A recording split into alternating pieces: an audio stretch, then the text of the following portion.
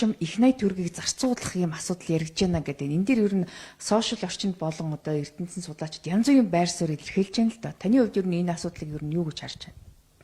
За эхлээд нэг танин мэдгүй шин чанартай хэдэн зүйлийг хэлэх хэрэгтэй байна. 18 дугаар зууны үед буюу 1720 оны үед богд одоо уулыг богд хаан гэж одоо өргөмжилсөн байдаг. Одоо өөрөлдвөл хан цолтой уул шүү дээ тий. Анхны одоо дархан цаазд одоо дэлхийн өвийн одоо нэг том хэсэг бол богд уул. За 1960-аад оны үед ер нь богд уулын модыг одоо тайрч мод бэлтгэе. За богд ууланд байгаа ан амтан аратныг одоо агнаж улсын төсөвт их хэмжээний бас орлого оруулах гэдэг санаачлах тухай үедээ явж байсан. За дээрэс нь бас энэ нөхөн гарц ер нь хийх тухай тэр үед ч гэсэн бас яригдчихсэн. 60-аад онд уу? 60-аад жилийн өмнөх түүх ярьж штэ. Тухайн үед бол ардын хурлын тэргүүлэгчдийн дарга Жамсрангийн самбуугай улс төрийн төвчний хурал дээр намайг амьд байхад богд уулаар битгий оролдоо гэд тэр асуудал тухайн үед хаагдчихсан. Ер нь бол яг тэр үед ч гэсэн энэ говийг Япончуудад түрээслэх тухай улс төрийн төвчөн дээр хүртэл яригдчихсэн. Тийм сонирхолтой тийм үйл явдлууд болж исэн байхгүй. За тэгэхээр одоо бол яаж нэхлээр 14 мега төсөл томоохон төсөл хөтөлбөр тэр дотроо бол энэ Монгол улсын эдийн засгийг эрчимжүүлэх, чадварчлуулах, тамир тэнхийг нь чимэгжүүлэх чиглэлтэй ийм төслүүдийг бид нар маш ихээр ярьж байна. Гэхдээ аливаа зүйлийг зөв буруу гэж хэлэхээс илүүтэйгээр хитэн зүйлийг харгалзуулах хэрэгтэй. Нэгдүгээрт Монгол улсын иргэдээс асуух хэрэгтэй. Ягаад энэ бол нөгөө зүгээр нэг одоо уул кейс илүүтэйгээр монголчуудын шүтэн богд дүнжин гарав хайрхан гэж хэлэгддэг. За дээрэс нь шашин шүтлэг, итгэл үнэмшилтэй асар их холбоотой ийм зүйл. Тэр утгаараа бол иргэдээс асуух. Нөгөө талаасаа бас энийг ингээд барих нь өөрөө одоо шашин итгэл үнэмшлийн хувьд ямар нэгэн асуудалгүй гэдэг одоо тэр дэмжлэгийг бас яг энэ чиглэлийн хүмүүсээс нь авах хэрэгтэй байхгүй. Тэгжээж одоо эхлээд эдийн засаг бол мэдээж хэлэх хэрэгтэй. Гэхдээ эдийн засгийн өмнө Монгол хүний итгэл үнэмшил сүсэг бишрэл, зан үйл энэ нь бол нэгдүгээр чухал зүйл шүү дээ. Нэг талаасаа тэр иргэдэрийг хилцүүлж мэдээлэлээ одоо аргумент буюу одоо нотлохоо нь одоо энийг ингэх нь өөрөө ямар одоо ачаал бүтэлтэй гэдэг маш сайн ярилцах хэрэгтэй. За энэ нэгт асуудал. Хоёрдугаар яг одоо бид нар чинь одоо тийм бас чинэлэг баян улс бас биш шүү дээ. Жилдээ Монгол улсын иргэд их 80 гаруй төгрөгөөр хилийн чандад эмчилүүлж байна. Жилдээ 30-40 мянган хүн хор тавдраар шинээр илэрч өвчнөн мэд одоо шинээр илэрч байна. 4000 гаруй хүн амнасаа алдчихж байна. Тэр энэ үндэсний аюулгүй байдлын үзэл баримталтай нийцүүлжээж бид нар энэ төсвөө захиран зарцуулах ёстой. Ер нь бол зохиох ёстой юм. Аудитын газар бол энэ үндэсний аюулгүй байдлын үзэл баримтлал төсвөө нийтж чагаасыг хянах ёстой. Хянаагүй. Ягаа хянаагүй гэхээр хэмжих нэг шин тодорхойгүй гэж хянаагүй байхгүй. Ер нь цаашдаа бол биднэрт за байгаагийн зоргоор өрөх нэг өөр байхгүй юмаа бий болгоод өрөх тухай ярих бүрөөр асуудалхгүй. Тэр эхлээд гол давын өмнө богд уулыг нөхөлж зам тавих нь эхлээд чухал байна уу? 5 их 80 төгрөгийн хэмжээнд Монгол улсын эрүүл мэндийн салбарын дотоодын нийт бүтээгдэхүүнтэй харьцах хэмжээг нь өсгөөд магадгүй одоо 3-аас 6% өсгөөд Монгол хүний эхлээд эрүүлжүүлж авах нь чухал байна гэдэг нь сонголтын асуудал байхгүй юу? Тийм учраас ирээдүйд энэ томоохон төслөлтүүдийг бол үүсэхгүй. Гэхдээ эренбий асуудлыг яригдах хэрэгтэй. Хамгийн яаралтай шийдэх асуудал энэ мөн биш шүү. Яг одоо ингээд дээсэн дөрвөн дээр гэдэг шиг байгаа зөндөө олон асуудлууд байна. Иргэдийн амьд явах эрх, эрүүл аюулгүй орчинд амьдрах эрх, түүнийг нь хангасан стандарт байхгүйгээс иргэд амнасаа алдчихна.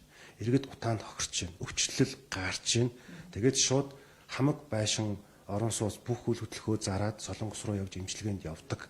Ийм л нөхцөлд үсэдэж штэ. Гэтэл Монголд мөнгө байхгүй мөн гэхээр менежмент хэвэл байж болохгүй байна. Тэгэхээр эрүүл мэнд боловсрол хоёртоо тогтвортойгоор зоригтой зардлууд гаргаж иж энэ салбаруудаа тэнхрүүлж иж тэгээд Монгол хүн чинь өөрөө хин нэгэн даргын шийдвэрээр биш Монгол улсын иргэд өөрөө өрсөлдөх чадвартай болж иж хилийн чанд руу хэдэн мянгаараа ажил хийх гэж амьдрал хайж явдаг биш. Эх орондоо амьдрах энэ орчин нөхцөлийг бүрдүүлэх хэрэгтэй. Гэхдээ нөгөө талд нь бол одоо 14 мега төслийг нэг далаалтаар бүгдийг ингэж завчаад хийгээ явна гэдэг бол асар хэцүү. Тэгэхээр priority буюу эренбэй тогтоох хэрэгтэй. 14 дотроос нэг шаардлагатай эхний топ 3 нь юу юм? За мэдээж эрчим хүчний бие даасан их сурвалжтай болох, шатхууны бие даасан их сурвалжтай болох. Эдгээр бол чухал. Эдгээр бол тэргүй эренбэнд байна. А нөгөө талдаа Монгол хүний эрүүл мэнд боловсролыг орхигдуулж болохгүй. Мөн үү? Тэгэхээр энэ утгаараа бол өнөөдөр шилбэл энэ төсөл одоо хэрэггүй эсвэл хэрэгтэй гэж эрт байгаа юм. Эхлээд бид нар яг хөглөө шалгуураад өгөх гэсэн. Монгол хүний эрүүл мэнд, Монгол хүний боловсрол бид нар хангалттай одоо энэ зоригтой реформын чанартай шинжилгээ хийгээд зарцуулж чадчихна уу? Тэ? Одоо ягаад хүмүүс 18.6 тэрбумын үзүр ба нөгөө талд нь хавдрын имлэг гэж тавиад байгаа гэхээр хүмүүс байж болох ёстой тэр одоо эдийн засаг гэдэг чинь хязгааргүй хүслийг хязгаарлагдсан нөөцөөр хэрхэн хангах тухай урлаг шүү дээ. Тэгэхээр энэ татвар төлөгчдийн мөнгийг зохистой зөв зарцуулах чинь өөрөө хамгийн том улсын хурлын гишүүдийн энэ төрийн шийдвэр гаргалтын хариуцлагын асуудал байхгүй юу? Тэгэхээр 15 км замыг барихын тулд 5 их найдварыг зарцуулах гээд байгаа юм болвол богдуулыг нөхөхгүй ингээд тойруулаад хурдны зам барихад тэрнээс ч бага одоо хэд дахин бага ийм одоо төсөв мөнгө зарцуулах боломж байна гэж хараад байна. Энэ яг ингэж байгаа. Одоо жишээлбэл Улаанбаатарын яг ингээд төв цэгээс Төв аймгийн төв 145 км тийм үү? За одоо ингээд шинэ нисэх рүү ингээд явж байгаа бол нэг 50 орчим километр бид ингээд явчихад байгаа шүү дээ. Тэгэхээр үндсэндээ бодъё л да 50 км-аар бодъё. 15 гэдэг бол ойролцоогоор 3.1 орчим байхгүй. Тэр одоо энэ дээр нэг жинхэнэ нөгөө юу одоо судалгаа хэрэгтэй байгаа байхгүй юу. За ингээд тойроод явж байгаа болж байгаа зам дээр 3 дахин бага километр. Тэгэхдээ хэд дахин илүү өртгөөр барих гэдэг юм бэ? Энэ нь яг одоо зайлшгүй шаардлагатай юу гэдэг дээр судалгаануудаа маш сайн ил тод гаргаж тавих хэрэгтэй. Тэгээд олон нийтээр хэлцүүлэх хэрэгтэй гэж хэлдэг. Одоо шууд бид нар чинь бас одоо уламжлалт шашин байна, буддийн шашин байна. За дээр уул аваагаас эндийч газар устайгаан харьцах аргадаж гуйдаг тийм үү? Мөнх хөх тэнгэр итүүгэн газар их гэж хэлдэг нүүдэлчин монголчуудын соёл уламжлалт талдаа нэг зүгээр яг технологийн тал дээр би бол энийг боломжтой гэж үзэж байгаа. Яа тэгэхээр өнөөдөр оюутлахын далд уурхаа дээр 200 гаруй километрийн урттай маш том одоо оврын зөөгч машинууд явдаг тийм түнэлүүд ухцсан байлаа шүү дээ. Доторх нь ингээд хүчтгээд тийм 4-7 метрийн ган хадаасаар хадаж ураад ингээд бэхжүүлээд ингээд хийцэн байгаа байхгүй. Тэр технологиг харахад бол 205-6 км нийтдээ 220 км-ийн асуудал дээр 15 км гэдэг бол асуудал биш юм байна. Ерөөл технологийн хувьд бол энийг хийгээд бол асуудалгүй. Гэхдээ ямар мөнгөөр ямар хугацаанд хийх юм? Энэ мөнгө нь зайлшгүй ийшээгээ одоо явах шаардлагатай байна уу? Эсвэл ирээдүйд төлөвлөд явах юм уу? Давын өмнө түүнээс өмнө биднэрт татвар төлөгчдийн мөнгө илүү мэрэгэн илүү ухаалгаар зарцуулах боломж байна уу гэдэг тухай асуулт. Зүгээр яг энийг хийх гээд байгаа гол зорилго нь бол ерөөсөө Улаанбаатар хотын тэлэлтийг тийм шинэ 100 мод аэроситигээ явж байгаа шүү дээ. Улаанбаатар хотын тэлэлтийг эдийн засгийн одоо нөгөө цусны эргэлтийг хурцсах зорилготой байгаа. Энэ зорилгыг бол одоо буруутгах болохгүй л дээ.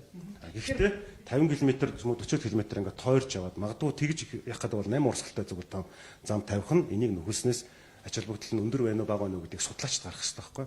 Энэ судалгаагаа бол олон нийтэд нээлттэй хэлэх хэрэгтэй, бодлого сурвалж байгаа хүмүүс ч гэсэн нээлттэй энийг одоо илтгэх хэрэгтэй. Тэгээд энэ 15 км одоо уул нөхөлж нөхөн зам барьснараа яг 5 их найдварыг зарцуулаад барьчлаа гэж бодъё. Тэрийг дараа нь одоо арчлалтын зардал гэд бас дагаад маш их зардал гарах юм магадaltaй байна. Өөрөөр хэлбэл агааржуулалтын системийг байнга тордох одоо гэл тэр одоо газар хөдлөлтийн одоо хөдлөлтөөс үүдсэн янз бүрийн эвдрэл гэмтэрлийг одоо засах гэдэг энэ янз бүрийн ингээд арчилгаан дээр ч гэсэн бас одоо зардал нэмэгдэх байх гэж хараад байна л да. Тэгээ энэ бол ерөөсөө стандартын асуудал. Өнөөдөр Монгол улсад шинэхэн зам тавьсан зам хэдхэн хоноод эвдэрч гэмтэрч үүрж байгааг бид нар зөндөө харсан шүү дээ. Тэгээд одоо Япончуудын тавьж өгсөн нарны гүүр, нарны зам эдэр гэдэг байна шүү дээ. Ягаа эдрийн төвлөрсөн стандарт нь ингээд Монголын хатуу ширүүн нөхцөл байдлыг даваад байна. Тэ? Швейцар маягийн одоо цас мас ордог, халтаргаа гулгай ихтэй газруудад уулын зам, нөхсөн замууд асар өндөр стандартаа тавиад байна шүү дээ. Тэр энэ дээр бол ерөөсөө иргэд бол юунд дургу байдаг вэ гэхээр юмаа ил тод хуваалцахгүй ямар нэгэн байдлаар иргэдээс асуухгүй гинт шийдвэр гаргаад тэр нь ямар үл мэдэгдэж хөвсгчээр ингээ хийчихэж байгаа. Сая орон нутгийн сонгуулийн өмнө нийслэлийн баахан бордюроо цойсон баахан замууд явлаа шүү дээ. Энд дээр тэр улсын хурлын гишүүн шижир нийслэлийн засаг даргаас асуулт асуусан байлаа. Тэр одоо бичгээр авсан байлаа 200 гаруй тэрбум төгрөг. 200 гаруй тэрбум төгрөг зарцуулагдсан юм. Тэ? Зөвхөн бордюр. Биш ээ. Энэ замыг ингээл нөгөө бордюрын заслаа, дээрэс нь нөгөө хууллаа, зарим нь тэр маршлын гүрмөрөн дээр нэмээд одоо юм үе тавьж шүү дээ. Энэ бүх ажлууд нийлбэр дөнгөөр 200 гаруй тэрбум төгрөгийн асуудал байгаа байхгүй.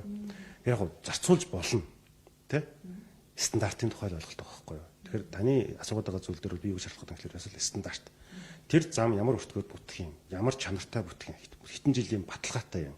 Эвдрэл гэмтэл нь ямар тохиолдлуудад гарч явах юм. Тэрийг нь эргээд нөгөө нэг засварлах, тэ? Тэр одоо эдийн засгийн нээлттэй санхүүжилтийн нээлттэй систем нь юу юм бэ гэдэг. Эдрийгээ бүгдийг нь тодорхой. Улсал юм болохоор биднэрт бол том төсөл, мега төсөл гэж хэлж байгаа зүйл эдийн засгаа тамиржуулах, чадварчуулах юм төсөл хэрэгтэй байхгүй. Гэхдээ энийг ингээд зураг төсөл, техник гэдэг энэ засгийн үндэслэл Монгол улсын нийгэм эдийн засагт авчрах үр нөлөөг нь маш тодорхой.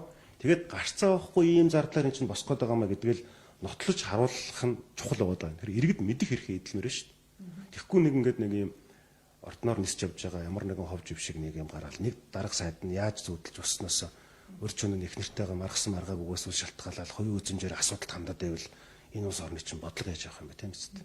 Тэрөөс л policy analysis буюу бодлогын судалгаа хэрэгтэй. Бүхий шийдвэр гаргалтанд бодлогын судалгаа, иргэдээсээ асуух, стандарттай байх хэрэгтэй. Ингэж бодвол бид нар популизмаас ангижирна. Ингэж бодвол одоо нөгөө улс төрчдийн олон нийтэд танигдах гэсэн оноо авах гэсэн үйлдэлүүд биш. Бодиттой бодлоготон байх, Монголын төлөө шийдвэр гаргагч байх боломж нэмэгдэнэ л гэж би бодож байгаа.